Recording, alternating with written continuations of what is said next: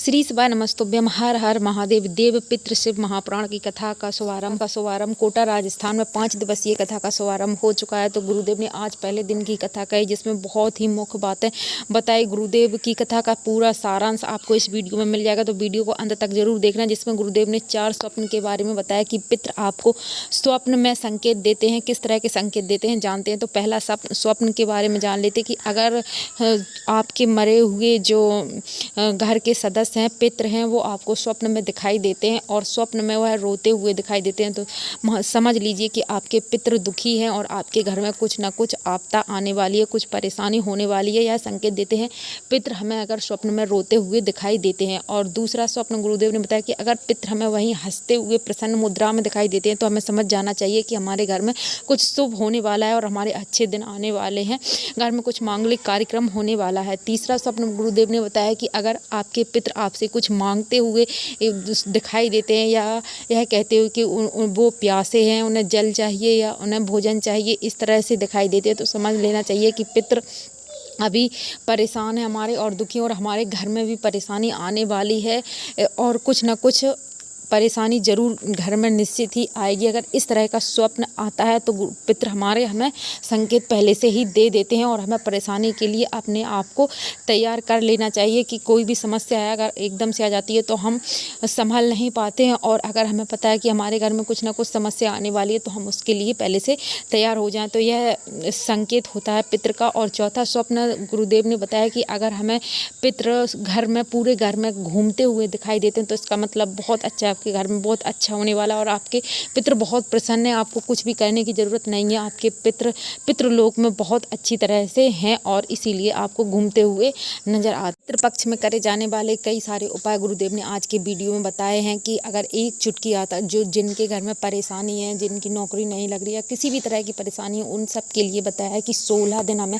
यह उपाय 16 दिन ही करना है। एक चुटकी आटा अपने घर के बाहर दोनों चौखट के दोनों ओर एक एक चुटकी आटा डाल देना है। सुबह अपने दरवाजे की साफ़ सफाई करने के बाद, धुल देने के बाद, जल का छींटा कर देने के बाद, उसके बाद दोनों साइड हमें एक एक चुटकी आटा डाल देना है। इसके आप देखेंगे कि महीने 2 महीने आपको शुभ संकेत जरूर मिलेंगे और शुभ समाचार आपके घर में जरूर आएगा। दूसरा गुरुदेव ने बताया कि आपको गाय को एक रोटी खिलाना चाहिए, वो भी दक्षिण मुख करके। अगर गाय का मुख दक्षिण में है और फिर आप उसको रोटी खिलाते हैं तो आपको जो गया भोज का जो पुण्य होता है वो गाय को रोटी खिलाने से ही अपने घर पर ही आपको मिल जाता है। यह गुरुदेव ने दूसरा उपाय बताया। तीसरा उपाय बताया गुरुदेव ने कि हमें पितृपक्ष में शिव जी को जल जरूर चढ़ाना चाहिए। साथ में आपको दूध, गाय माता का दूध शिव जी को जरूर अर्पण करना है और वो दूध आपको लोटे में जल के साथ मिलाकर नहीं ले जाना। अलग से एक कटोरी में दूध लेकर जाएं और भले ही आप 1 चम्मच दूध लेकर जाएं, लेकिन अलग से कटोरी में लेकर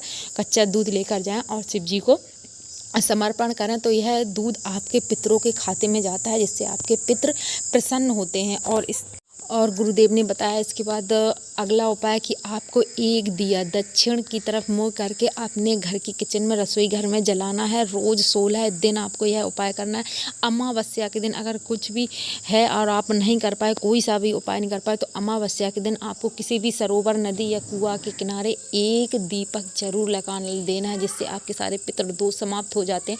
वो भी लंबी बाती का दिया दक्षिण दिशा में मुँह कर हमें जला देना। पितृदोष है और जो पितृदोष से परेशान है, किसी भी तरह की समस्या है, परेशानी है, उनके लिए गुरुदेव ने बताया है यह उपाय 16 दिन में किसी भी दिन आप यह उपाय कर सकते हैं। निश्चित आपको लाभ होगा। आपकी सारी समस्याएं, सारी परेशानी इस एक उपाय के कर देने से खत्म हो जाएंगी। तो आप सभी को यह उपाय करना है। इसके लिए हमें एक तांबे का पात्र चाहिए, तांबे का लोटा या कलश ले लें, या तो अष्टधातु का कलश ले लें, और साथ ही एक रुद्राक्ष, कोई सा भी रुद्राक्ष, कितने भी मुखी रुद्राक्ष हो, एक रुद्राक्ष चाहिए। इस कलश में हम अच्छा शुद्ध जल भर लेंगे, अपने घर का ही शुद्ध जल आपको भर लेना है, उसमें यह रुद्राक्ष डाल लेना है।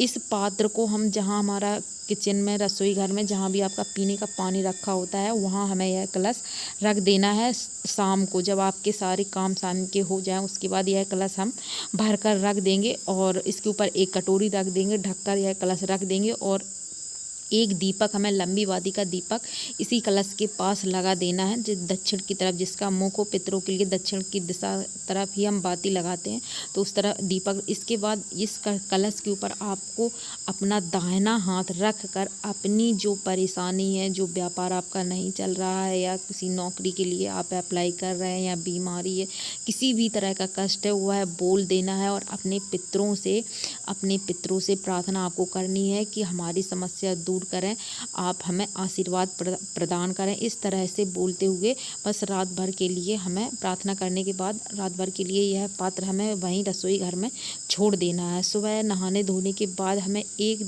वही दीपक धुलकर आपको दोबारा से प्रज्वलित करना है। इसमें हमें तिल का तेल भरना है, दीपक में तिल का तेल भरना है और फिर से हमें प्रार्थना करनी है अपने पितृदेव से। इसके बाद यह जल हमें शिव जी के मंदिर में लेके जाना है और शिवलिंग पर यह जल समर्पित कर देना है।